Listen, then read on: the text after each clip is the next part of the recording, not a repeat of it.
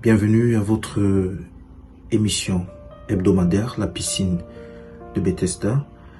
Je suis le pasteur Ghislain Eyetomo et c'est un privilège de vous savoir toujours aussi nombreux à rester fidèles à ce programme.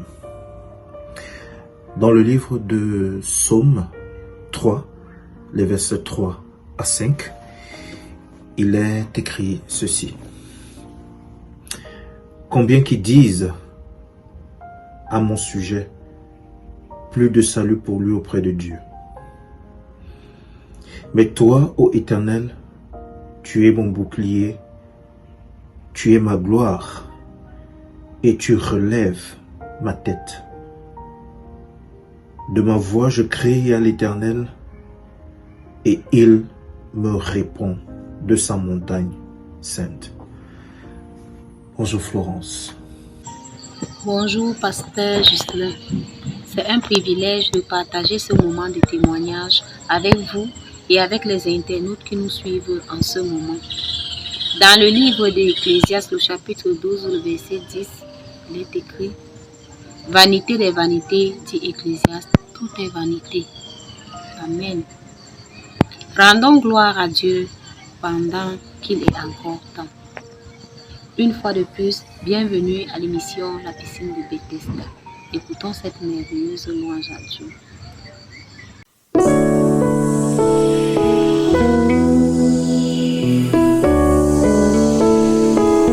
Dans Psaume chapitre 23, verset 1, il est écrit « L'Éternel est mon berger, je ne manquerai de rien. »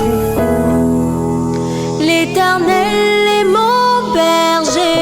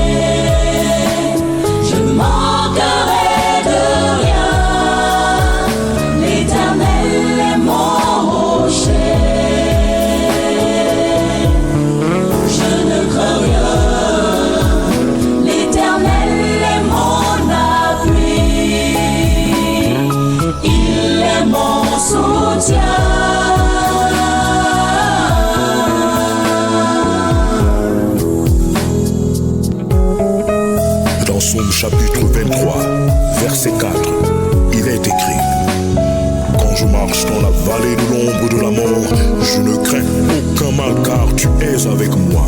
Ta houlette et ton bâton me rassurent. » Et dans Exode chapitre 14, verset 14, il est écrit « L'Éternel combattra pour vous, et vous, gardez le silence. » Chers frères et sœurs, nous n'avons rien à craindre, car l'Éternel Dieu des armées combat pour nous. Alléluia. Quand je marche dans la vallée de l'ombre de la mort, je ne crains aucun mal, car tu es avec moi. Tous les jours de ma vie, quand je marche dans la vallée de l'ombre de la mort, je ne crains aucun mal, car tu es avec moi. Tous les jours de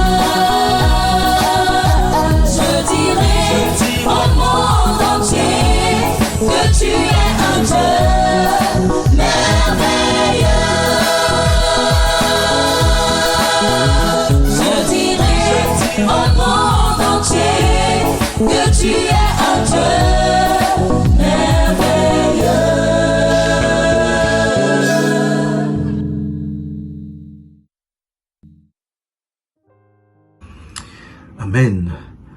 Gloire à Dieu pour cette merveilleuse louange. Aujourd'hui, nous avons l'honneur de recevoir sur le plateau de la piscine de Bethesda le témoignage poignant de notre frère en Christ, Issachar Njama. Bonjour Issachar. L'émission La piscine de Bethesda est honorée de vous recevoir aujourd'hui sur son plateau. Pouvez-vous vous présenter aux nombreux internautes qui nous suivent en ce moment? Bonjour pasteur et merci de m'accueillir dans votre émission. Je suis Issachar Njama, ou pour le dire dans l'ordre généralement connu, je suis Njama Issachar. Je suis un adventiste convaincu et très introduit. Et je suis surtout chrétien, enfant de Dieu. C'est un peu tout ce que je peux dire de moi pour le moment. Je suis content d'être avec vous. Frère Issachar, nous sommes très honorés de vous avoir à l'émission La piscine de Bethesda. Vous avez d'abord été victime d'un accident de circulation. Pouvez-vous nous raconter ce qui s'était passé? Sœur Florence Mini, c'est moi qui suis honoré d'être avec vous. Et je le sens comme un privilège, une grâce de pouvoir partager avec vous l'expérience que j'ai vécue ces dernières semaines, ces derniers mois d'ailleurs, pour l'édification de ceux qui nous écoutent. Soyez-en rassurés, je suis privilégié aujourd'hui. Eh bien, je revenais d'une réunion avec mon frère, mon ami, avec qui j'habite. Nous étions à une réunion à la ville d'Akonolinga, à 150 km de Yaoundé, au Cameroun. C'était aux environs de 19h30, avant 20h en tout cas. Il faisait déjà nuit naturellement. Et sur un long trait,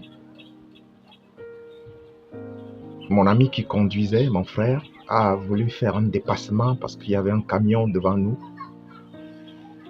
C'est alors qu'a surgi devant un pick-up du genre 4x4 solide,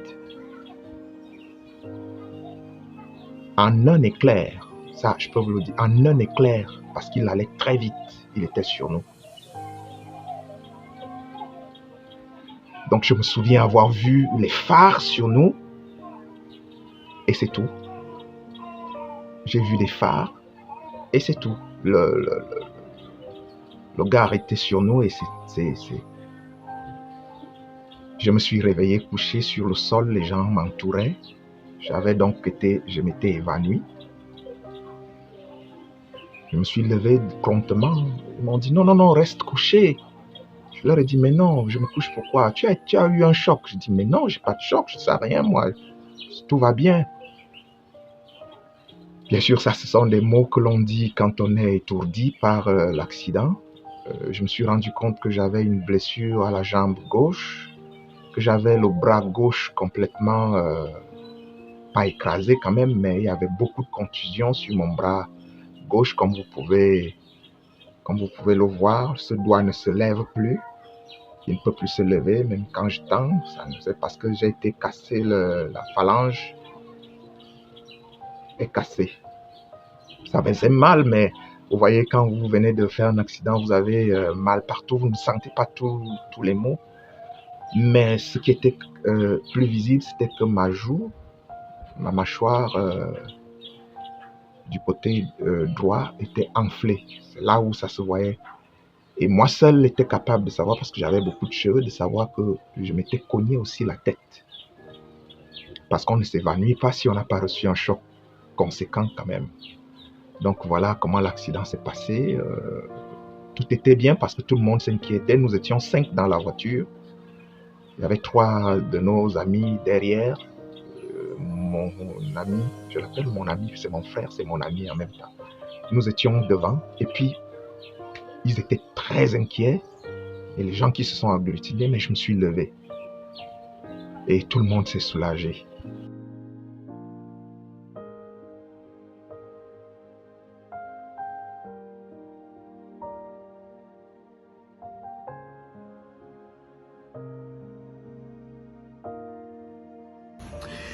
Que Dieu soit loué pour avoir empêché au pire d'arriver ce jour. Alors que l'accident se produisait, aviez-vous eu le réflexe de crier à Dieu pour sa protection? Non.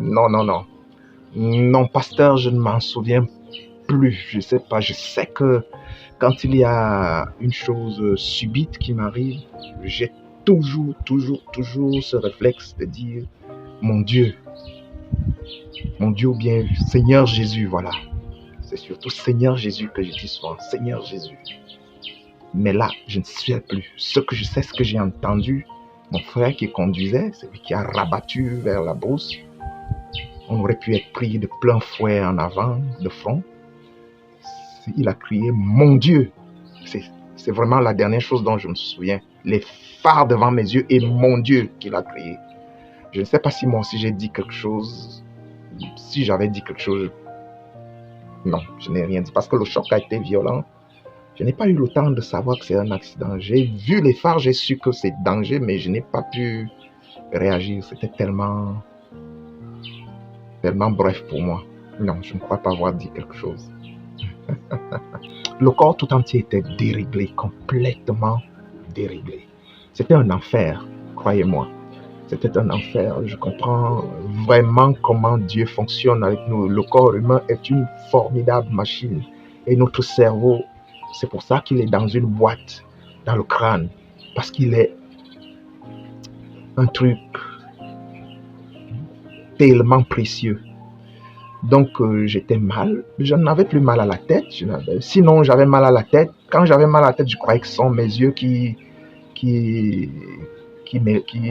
m'élançaient. Moi, je croyais que ce sont les yeux. Chaque fois que j'avais très mal à la tête, je disais, oh là, mes yeux, si on recommençait à faire, donc mes lunettes ne me vont plus. C'est comme ça que je pensais. Mais j'avais mal à la tête. Et j'ai commencé à me sentir fatigué, fébrile, je veux dire, pas solide sur mes pieds, quoi. J'ai du mal à monter les escaliers, j'ai des vertiges. C'était pas facile du tout. Je me suis dit, bon, moi je suis sous le coup d'une malédiction. Je ne sais pas ce que c'est. Pourquoi est-ce que je dois avoir si mal de partout? Je n'avais aucune idée de ce qui m'arrivait.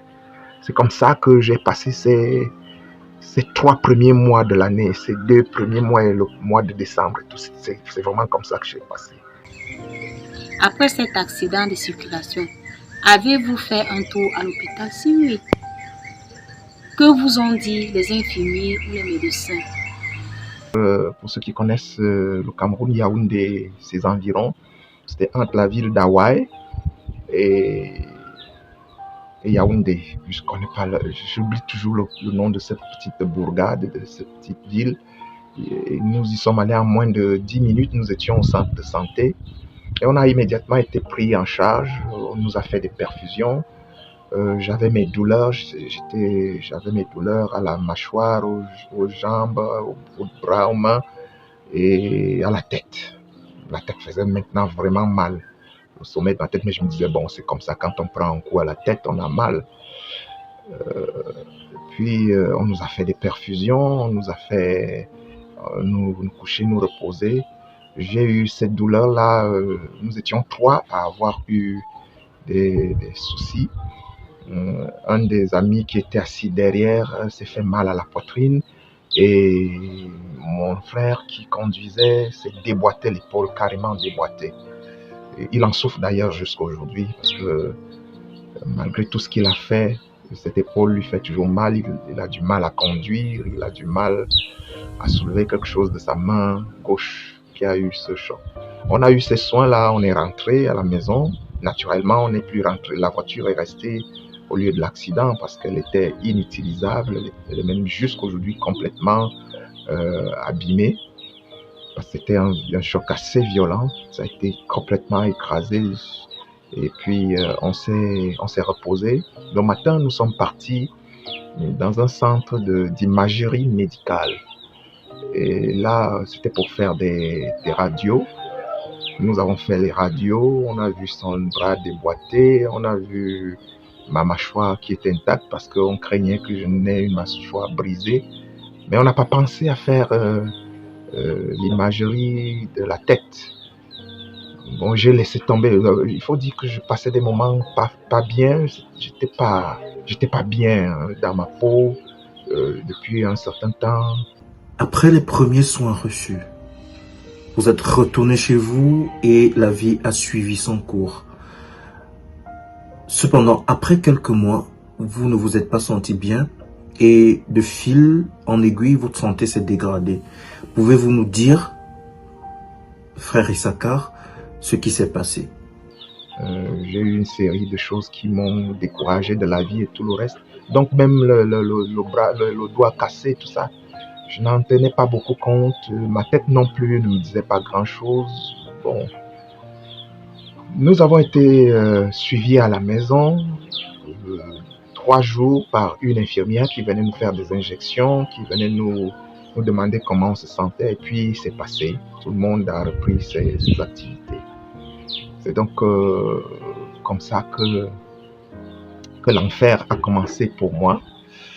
Les mois qui ont suivi ont été extrêmement éprouvants physiquement. J'en parlais autour de moi, je disais à ceux qui sont mes plus proches que je passe des challenges physiques énormes. Quand je commence à avoir très mal aux pieds, extrêmement mal, des douleurs insupportables. Je demandais à Dieu de m'enlever la vie tellement ça faisait mal. Je suis allé à l'hôpital, on m'a fait des examens, on m'a dit que j'ai la goutte. Comment puis-je avoir la goutte? Je ne mange pas autant de viande que ça, je ne suis pas... oui, mais en plus, mes urines étaient presque noires. Pendant tout ce temps, mes urines étaient extrêmement sombres. Je ne pouvais pas. Moi-même, je sentais que quelque chose ne tenait plus. Le foie, les reins. Et puis, quelque temps après, j'avais l'incontinence urinaire. C'est-à-dire que quand j'ai envie d'aller, de me soulager, mais non, si j'hésite une seconde, je commence à faire pipi sur moi. Je dis, mais comment est-ce que je peux vieillir d'un coup? J'entends souvent parler de ces choses, c'est la prostate. Ça veut dire que d'un seul coup, j'avais des problèmes de prostate, des problèmes de reins, des problèmes de foie. C'était incroyable. Des douleurs insupportables. Je ne vivais que d'antalgique, c'est-à-dire que je buvais c'est le diclofénac, par exemple, qui me soulageait. Si je n'ai pas mes comprimés de diclofénac, je ne peux pas dormir et toute la nuit, j'aurais mal. Mais très mal. Ma vie était devenue un enfer. Je demandais à Dieu, si tu as voulu m'humilier jusqu'au bout, fais-le, finis avec moi et qu'on n'en parle plus.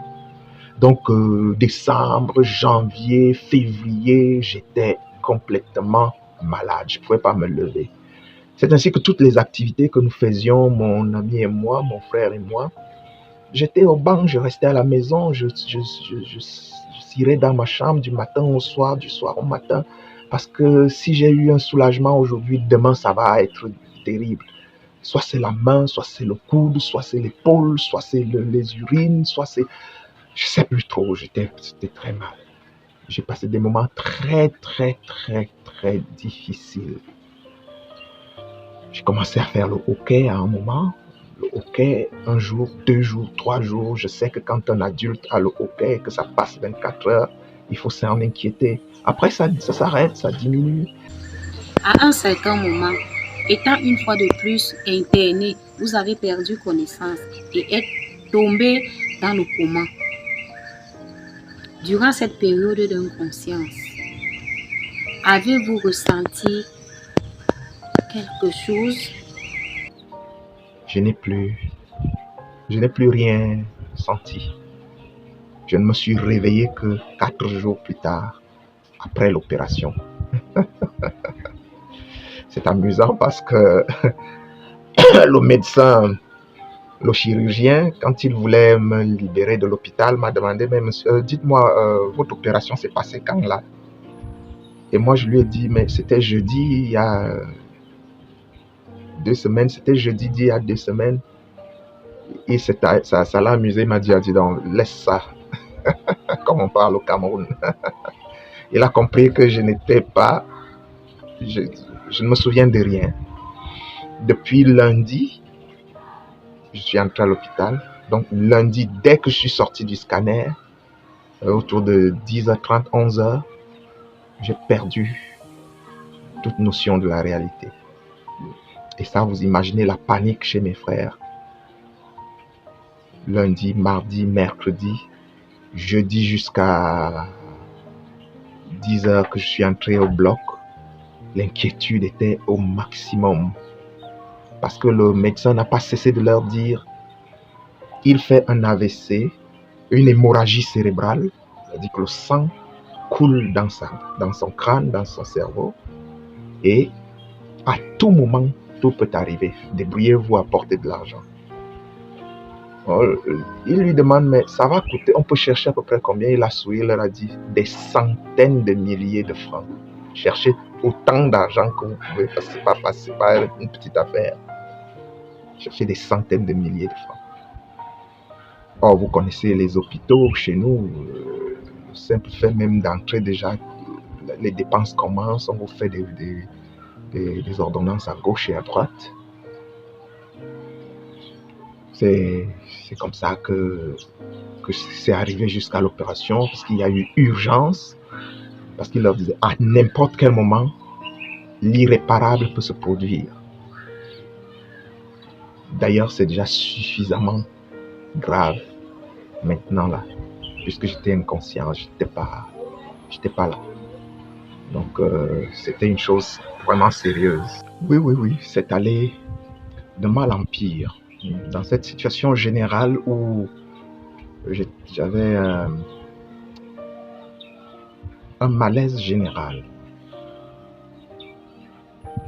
j'ai commencé à sentir vraiment de la faiblesse. C'est-à-dire que partir de ma chambre, sortir et m'asseoir à l'extérieur commençait à devenir difficile. Mes muscles ne m'obéissaient plus vraiment. J'avais beaucoup de vertiges, j'avais du mal à me tenir, à traverser les meubles comme on le fait dans la maison. Je dois m'appuyer pour pouvoir traverser, pour passer, parce que je peux me cogner. Je ne peux plus tenir les choses en main, je brûle les choses quand j'essaye de chauffer ceci ou cela. Bref, c'était pas bien. Et puis, j'ai commencé à me rendre compte que je perds le langage, je perds la parole. C'est-à-dire que je parle avec toi et je ne peux pas continuer une phrase. Je prends un exemple. Si je veux te dire, puis je laisse tomber. C'est comme ça que ça me faisait réfléchir. J'en ai parlé à des amis avec qui je me voyais vraiment, tu vois. Certains s'inquiétaient, d'autres pas. Et moi, vraiment, toutes ces choses, à part la douleur, vraiment sentir que je suis en train de mourir, quoi, ne m'effrayait pas. Parce que pour moi, c'était de trop. C'est alors que j'ai commencé à sentir la lourdeur du pied. C'est-à-dire le pied, tu as l'impression qu'on t'a pincé le nerf. Vous voyez un peu quand tu es mal assis et que le pied est engourdi. Le pied est engourdi, c'est-à-dire je ne sens pas le pied. J'ai du mal à le déplacer. Je dis, oh, ça, c'est l'AVC. Je dis, ah, ça, c'est l'AVC. Et je suis resté tranquille. Et après, je sens... Le lendemain, ça finit. Après, je sens le bras faire la même chose, ça s'engourdit. Ça, c'est l'AVC. Ainsi de suite. Parfois, ça vient, parfois, ça s'apaise, ainsi de suite. J'ai senti que j'avais l'AVC. J'ai traîné encore. Un matin, je suis tombé du lit, c'est-à-dire vers les 4 heures. Un monsieur comme moi, un vieux comme moi, je suis tombé du lit. Simplement en roulant parce que je n'avais plus la mesure de rien. Boum, je suis tombé sur le sol. Je n'ai pas pu me lever. J'ai carrément paniqué que mon Dieu, qu'est-ce que je fais? Comment? Qu'est-ce qui m'arrive? Je ne sais plus. Je ne peux pas m'appuyer ni sur mes jambes, ni sur mes mains pour me lever. Je suis resté là jusqu'au matin, jusqu'à presque 6h30, en priant que Seigneur permet que je me lève d'ici. Je dois me lever. Puis j'ai réussi à me lever. J'ai encore marché. Je suis allé, je suis venu. Puis j'ai compris que c'est allé de mal en pire en mars. Je voyais déjà des brouillards devant mes yeux. Mes yeux se brouillaient.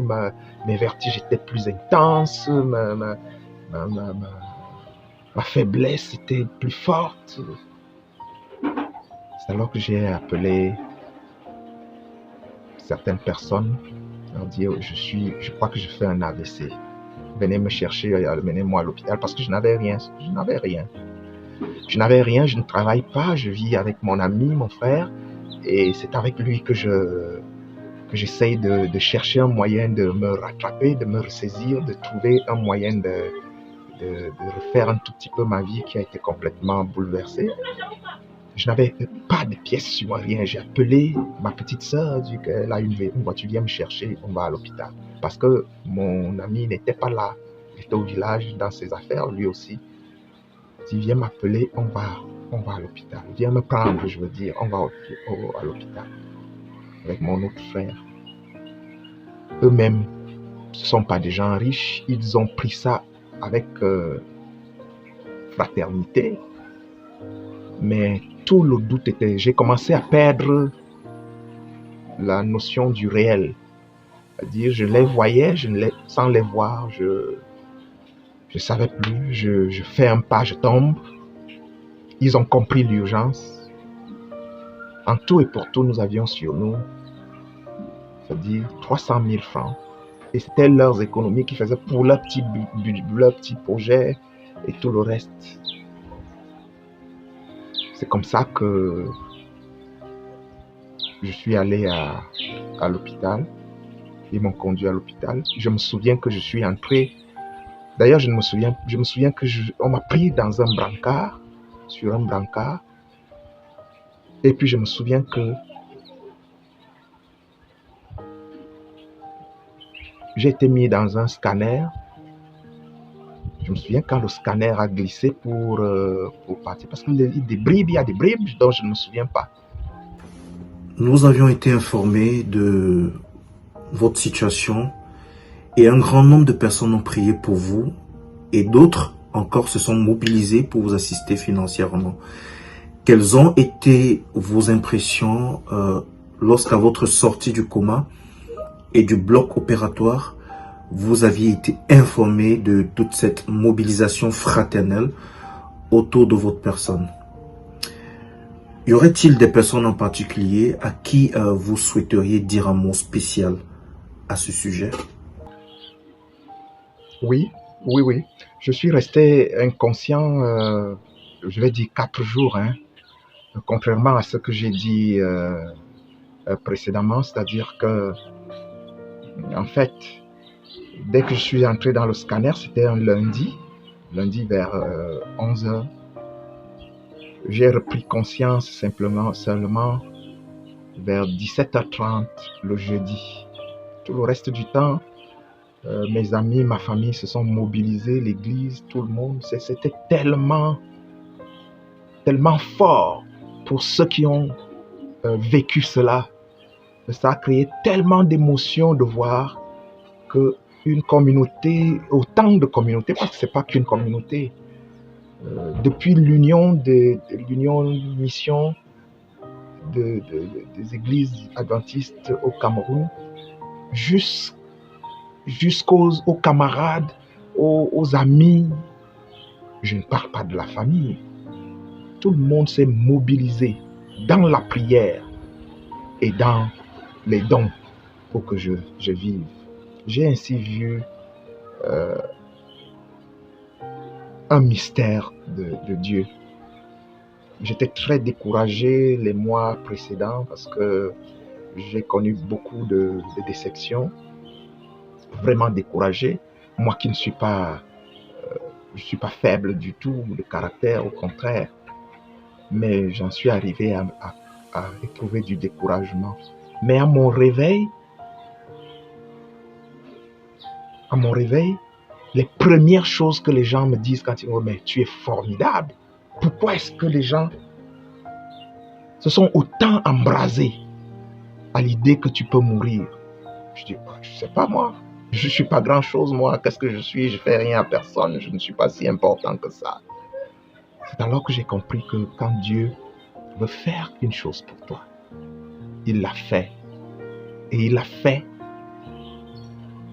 avec le petit doigt, sans coufferir. Il n'a pas de souci, Dieu. Il peut faire n'importe quoi. Il peut enlever cet univers et mettre un autre univers. C'est ce que je crois fermement. Jésus-Christ a ressuscité Lazare après 4 jours. C'était pour nous montrer à quel point il est puissant. Tout le monde s'est mobilisé. Ma famille est formidable. Le premier merci que je voudrais dire, c'est à ma famille, mes frères, mes sœurs, mes neveux, mes nièces. Ils ont montré un tel amour. Martine et Koumou, elle s'est approchée de moi. Ma sœur, Jimmy Grace, mon frère, Lévi, Mathieu, et les autres. Je peux les citer tous, mais je ne voudrais pas perdre le temps ici. Ma famille a été formidable. Mes neveux, ils étaient à la prière. Ma nièce, que nous appelons Bibi, elle était près de moi. Ils étaient près de moi. Ils se sont occupés. Ils se sont mis en quatre pour demander à Dieu de me garder. Et toute l'église, j'étais étonné de voir des vidéos des employés, des travailleurs de l'Union réunis pour prier pour moi. Des pasteurs qui envoyaient des motions pour me soutenir. Et l'argent. En 2 jours, les 2 500 000 nécessaires à mon rétablissement. En tout cas, la bonne partie pour que je puisse être opéré était déjà prêt. Le médecin lui-même croyait que je suis peut-être un fils de... Je ne sais pas ce qu'on va dire, peut-être un frère de ministre ou quoi que ce soit. Il n'y a pas de ministre dans ma famille. Il n'y a même pas de DG, il n'y a même pas une grande personnalité. Or, ma famille est bien nombreuse. Mais l'hôpital était envahi de ma famille, de mes amis. Je voudrais remercier les anciens élèves du séminaire que nous avons formé un club, le club des Sanois, comme nous l'appelons. J'ai tellement envie de dire merci à plein de personnes. J'ai envie de dire merci à la dame qu'on appelle Eliane Momon, Eliane Jacinthe Momon. C'est une femme de cœur, une femme forte, solide, une femme de sacrifice. Elle m'a beaucoup soutenu. J'ai envie de dire merci à une coup de pierre, un mobilisateur. Et comment dire merci au groupe de Gospel NKZ et son leader, Georges Mvoindji. Georges Mvoindji a été primordial. Je voudrais dire merci à mes frères de toujours, mes frères de cœur, mes frères de toujours, les Gospel Voice. Oh, je ne voudrais pas oublier quelqu'un. Je voudrais tellement dire merci à des gens qui ont marqué mon esprit pendant cet événement. Ma belle-sœur Roseline, ma grande sœur Esther et Koumou. Des gens qui ont touché mon cœur. Ils sont tellement nombreux. Et tous ces gens qui ont donné, tous ces gens qui ont donné de leur argent, qui ont donné de leur temps pour la prière, de leur cœur. Oh Issachar, nous avons pleuré. Je vous dis merci à tous. Mais par-dessus tout, je dis merci à Dieu. Je ne sais pas comment le lui dire. Jusqu'à présent, je réfléchis encore. Comment est-ce que je vais dire merci à Dieu? Qu'est-ce que je peux lui dire qui soit vraiment l'expression de ma reconnaissance? En tout cas, j'attends encore parce que je ne sais pas trop pourquoi il m'a redonné la chance de vivre. Donc, voilà l'expérience que j'ai vécue. J'ai encore mis quelques jours, une dizaine de jours encore à l'hôpital parce que j'avais une sonde qui partait de ma tête, un drain, c'est comme ça qu'ils appellent là-bas. En fait, le tuyau entrait dans mon cerveau et ça aspirait le reste de sang et d'eau et du reste pour que mon cerveau soit nettoyé. Normalement, c'est resté 4 jours avant qu'on enlève. J'ai encore fait quelques jours en observation. Et puis je suis sorti.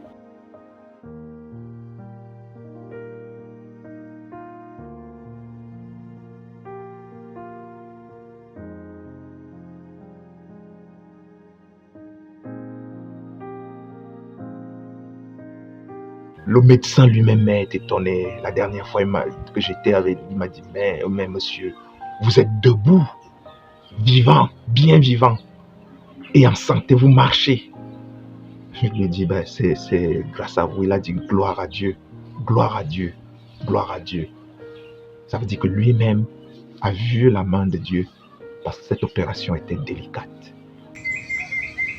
Avez-vous ressenti l'intervention de Dieu tout au long de cette traversée de la vallée de l'ombre et de la mort?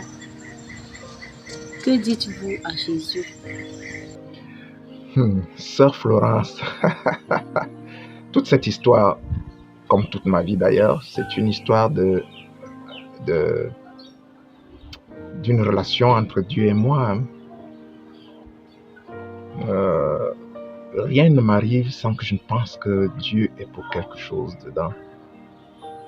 Parfois pour m'énerver, parfois pour m'en réjouir. Donc, même quand j'ai une petite coupure en moi, je dis, oh Seigneur, pourquoi tu as permis que j'ai cette coupure? Lui et moi, on est comme ça.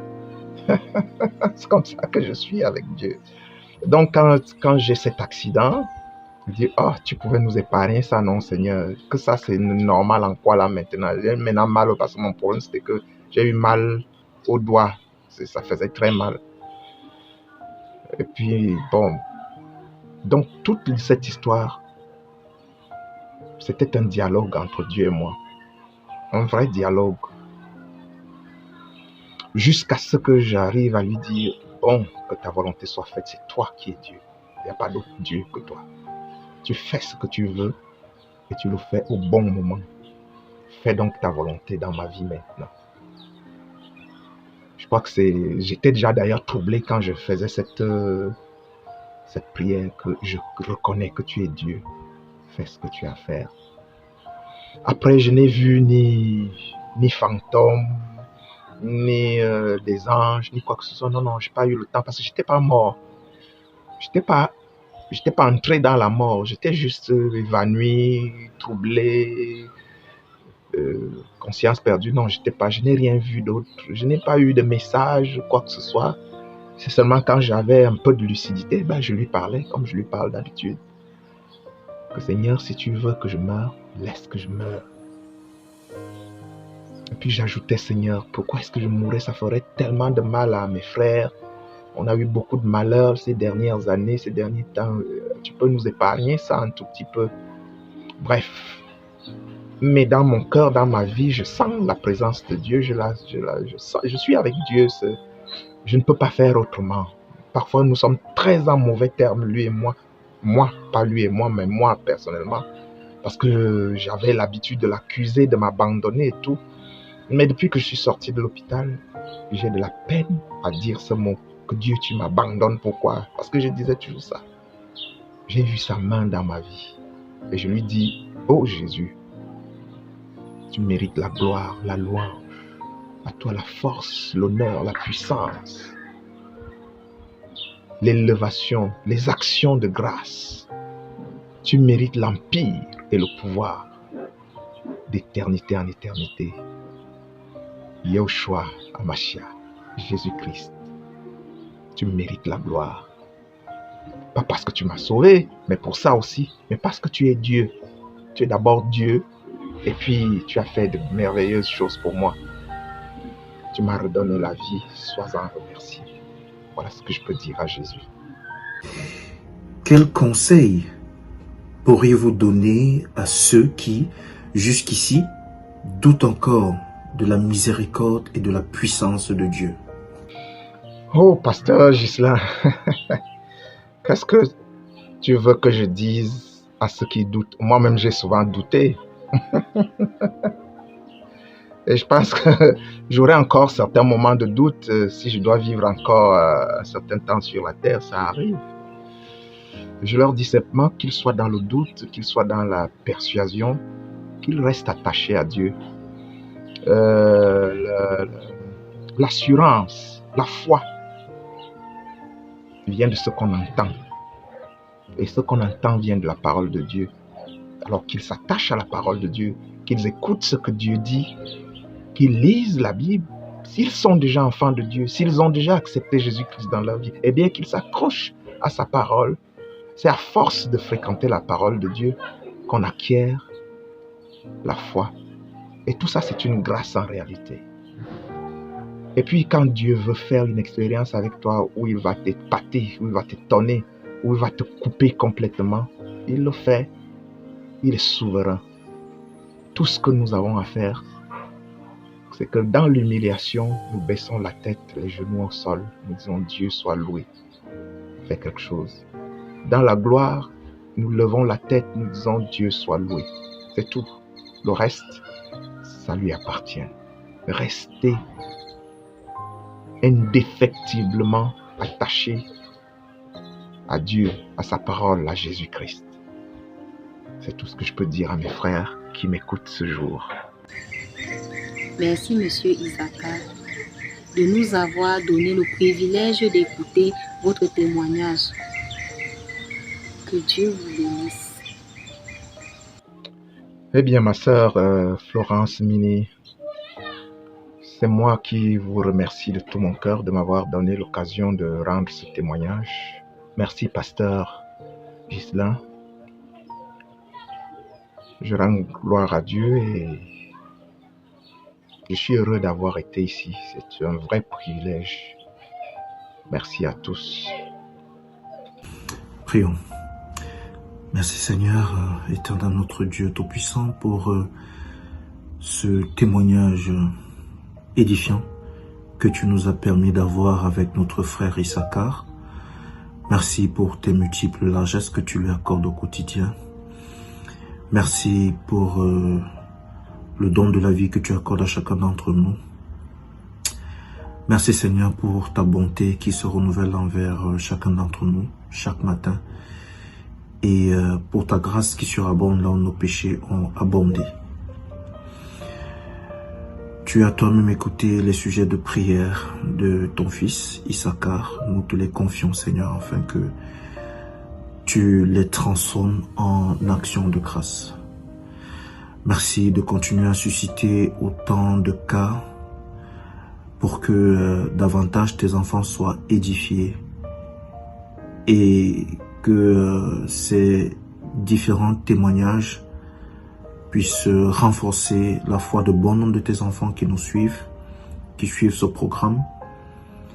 Nous prions pour que ta bénédiction repose sur chacun d'entre nous et particulièrement sur les administrateurs de cette émission, afin que cette émission puisse aller de l'avant et qu'elle puisse porter du fruit en chacun d'entre nous et particulièrement dans le cœur et dans la vie de ceux qui assidûment regardent cette émission. Sois béni au plus haut des cieux, Seigneur, et bénis-nous tout le long de cette semaine. Maintiens-nous inscrits dans ton lieu de vie et encore une fois de plus, pardonne nos différents péchés et manquements. Remplis-nous de ton Esprit Saint sans lequel nous ne pouvons strictement rien faire parce que nous t'avons prié au nom de Jésus-Christ, notre Seigneur et Sauveur. Amen.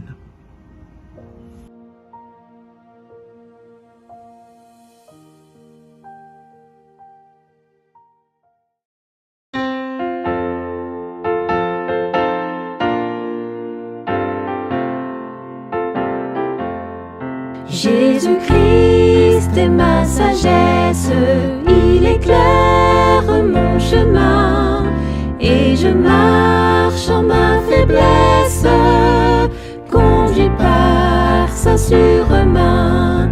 Il éclaire mon chemin, il éclaire mon chemin, et je marche en ma faiblesse, conduit par sa sûre main. Jésus-Christ Christ est ma justice, son sang a coulé pour moi. Je trouve en son sacrifice paix et pardon par la foi. Son sang a coulé pour moi, son sang a coulé pour moi. Je trouve en son sacrifice paix et pardon par la foi. Jésus-Christ me sanctifie, au divin s'est attaché. Je reçois de lui la vie qui m'affranchit du péché. À toi Jésus attaché, à toi Jésus attaché. Je reçois de toi la vie qui m'affranchit du péché.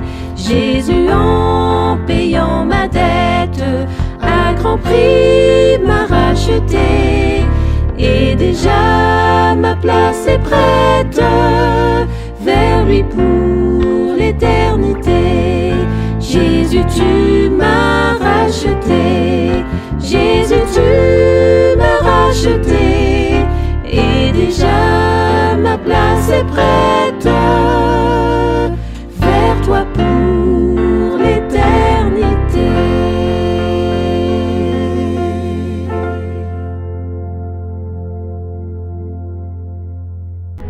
Nous sommes arrivés à la fin de votre émission, La piscine de Bethesda. Nous vous invitons à prier pour ces sujets de prière. Nous avons la foi que ces sujets de prière seront exaucés au nom de Jésus-Christ, car il est écrit dans Matthieu chapitre 7 versets 7 à 8, « Demandez, et l'on vous donnera, cherchez, et vous trouverez, frappez, et l'on vous ouvrira. Car quiconque demande reçoit, et l'on ouvre à celui qui frappe. » Sur ce, je vous souhaite bonheur et prospérité. À mercredi prochain.